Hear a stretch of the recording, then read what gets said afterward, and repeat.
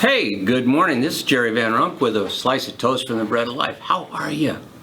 Hey, I'm a little troubled here in John chapter 6, today's slice. I want to tell you that it's not always to read everything and miss it, but there's a verse in here that I thought you would really like to know. You know, Jesus fed the multitude, and they ate quite scrumptiously from just a few loaves and fishes. And then there was 12 baskets full left, and Jesus said they were going to make him a king, so he wanted to leave, and he told his disciples to get in a boat and go. And as a storm came up, and you know there's a storm going on around us today, they heard the storm, and immediately they got afraid. And Jesus came to them, and he said, don't be afraid, I'm here. And they eagerly led him into the boat, it says in John chapter 21, and immediately they arrived at their destination. You know, sometimes when you want to get through something, and I know you're going through an awful lot today, we all are, the whole world is. We don't understand how bad it can be in some places, but yet we know that it is beyond all of our expectations. All of the things we could imagine are the things that they're going through around the world. And in the midst of that, the answer relies on that one simple thing that they did. They were afraid. Many of you are afraid.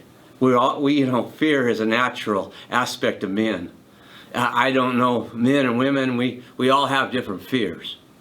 But I want you to know that as natural it is, Jesus said in the Bible 347 times, I believe, fear not. Or do not be afraid. And this is one of those times when he comes walking across the water, and they're shaking, and they thought it was a ghost, and they thought, wow, you know what? We here, it's bad enough we're in this storm, but here's a ghost coming at us. And then Jesus cried out to them. And he said, it is I, don't be afraid. And I believe that's what he's trying to speak to you and me today. He's here with us.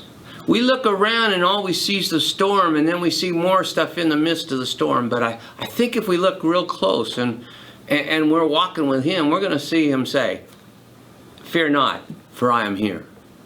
And instead of running from him like so many of us do, maybe it's time that we pull back and we say, hey, come on in. Come in, Lord. Maybe it's time today that you make a serious commitment and say, hey, Lord, come in. Come into my life. Come into my heart. Come into my home. Come into my family. Come into my ministry. Come into my job. Whatever it is, bring him into the midst of it. Whatever you're riding the storm out in, bring him in. God bless you. Have a great day.